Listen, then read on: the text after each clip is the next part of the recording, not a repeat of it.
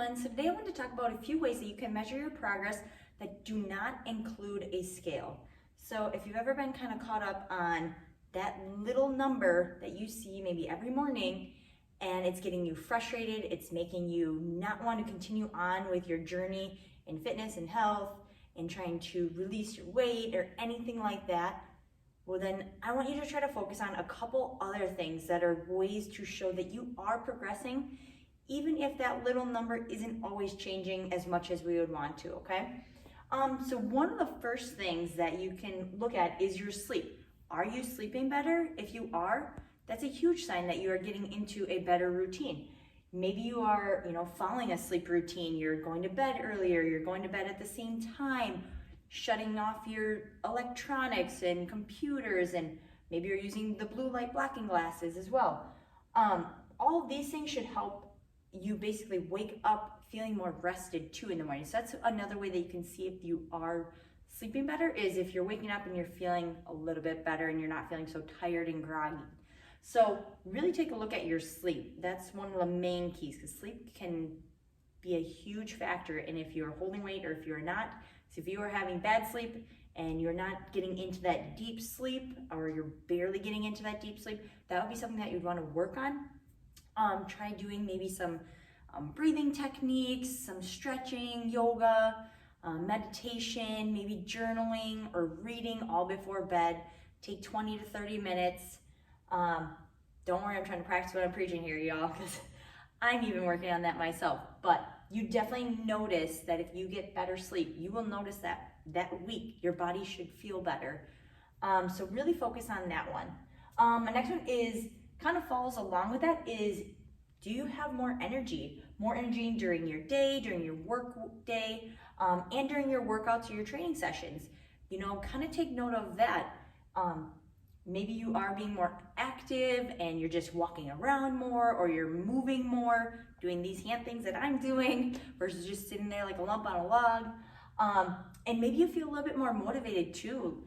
Say maybe last week you only trained 3 times that week, and now this week you're doing 3 to 4 or 4 to 5 times. I mean, that's a different progress as well. And maybe just check your motivational levels, because you want to keep that in check. If you're feeling drained and you are working out like 6 days a week, you might need to add another rest day in there just to help give your body that time to rest and recover. That's what recovery days are for, rest days are for. It doesn't mean not to get your steps. You still want to get your steps on rest days, but make sure that you're not running yourself into the ground and then your workouts are kind of not so good because you don't have that level of motivation, of energy to actually train hard. So take a look at your energy levels then as well. A next way to measure some progress is maybe you're eating more whole foods, you're eating better, you're eating out less. That's a big one. Are you cooking more at home? That's huge progress. I mean, y'all know that you can't really tell what's in restaurant food. You don't know what they're cooking things with. So I'm sorry, even our MyFitnessPals can be off on their numbers of, how many carbs and fats and all this, because we never know how the people are really cooking, what they're actually adding. You might ask not to use oil or something, and they might still. So eating out, there's a big variance. Along with packaged foods, there is also a big variance in calories. I was listening to a podcast and it actually said that packaged foods can technically be about 20 to 25% off for their nutritional value. So maybe you think you're eating something that's only 100 calories and 20 grams of carbs or something. Well, that number could definitely be skewed based upon that evidence and that research, that it could be off 20 to 25%. So don't rely on all packaged foods. You want to really aim for a little bit more whole foods throughout your everyday nutrition, okay? Also, maybe you have been planning your meals more, or meal prepping your food more. Being at home, you want to try to stick to a schedule, and maybe you're just prepping your lunches every day versus grab and go snack bars and cereal and packaged foods again or something like that. So that's a huge win. So take that to note as well. And next things are, I'm just gonna scoot this over a little bit. Have you been feeling happier or more positive lately? If so, that's a really good sign that you have been making progress within your health journey and you're just not realizing it. So maybe you notice that you have more consistent moods. That's a huge win. You're staying positive within your journey. You know, you're not letting that number on the scale get you down or anything like that. And another thing that makes a lot of people happier that we don't truly realize is being okay with saying no. So I know it's hard and we all want to, you know, hang out with friends and family and do 1,000 things and we want more time in the day, but unfortunately we only have our 24 hours, right? And we have work in there, we have life in there, just everyday little life things. So when you need a break, you need to realize that you need a break. And it's okay to tell somebody like, hey, I'm just not feeling it today, or I can't commit to this, because you need time. You need time to maybe go on a walk, to do your workouts because it's gonna make you feel better, to cook your meals. It's okay to be like, hey, I don't wanna go out to eat tonight, but if you wanna come over, let's cook something. You know, it's a little bit more of an intimate feeling then, because then you get to actually like hang out, do something together with whoever and enjoy that part of your hanging out.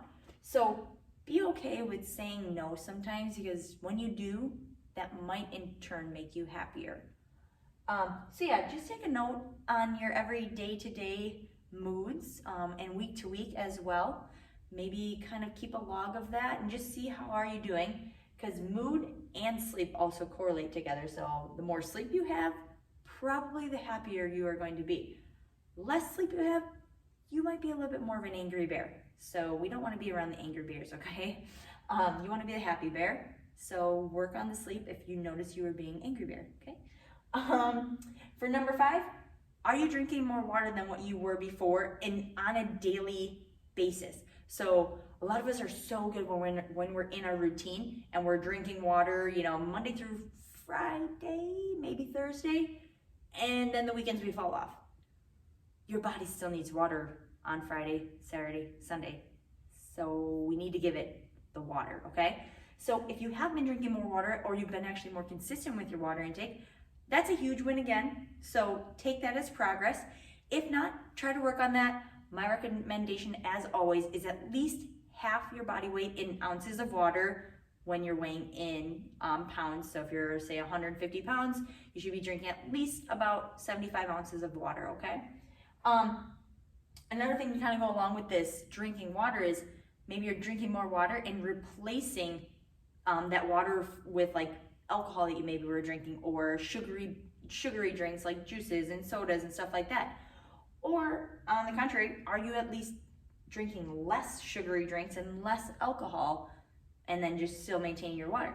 That's, again, big W. All right, so you want to aim for that. You will also cut your calories a little bit if you do that, so 2 W's. And the last thing that I have that on a way to measure progress is, are you finding yourself focusing on the now, aka the present, and enjoying it? So when we're going on any type of fitness, nutrition, wellness, mindset journey, I know you want to have a kind of a goal for in the future, but in order to get to that goal in the future, you have to kind of focus on the present right now. You can't always just be looking at, oh my gosh, I'm supposed to be losing 15 pounds by the end of this month, and I'm only 5 pounds in.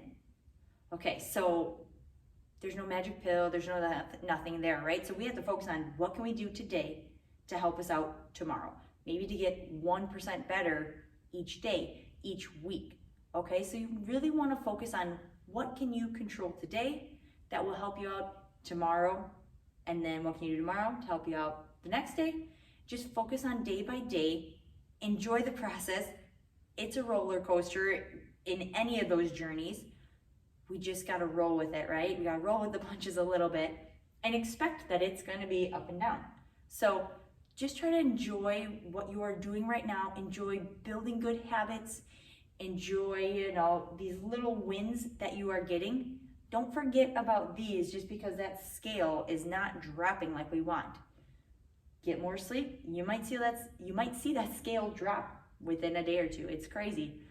Just from personal experience, one day I dropped like almost 4 pounds because I just finally was sleeping better and letting go of things I couldn't control, being less stressed.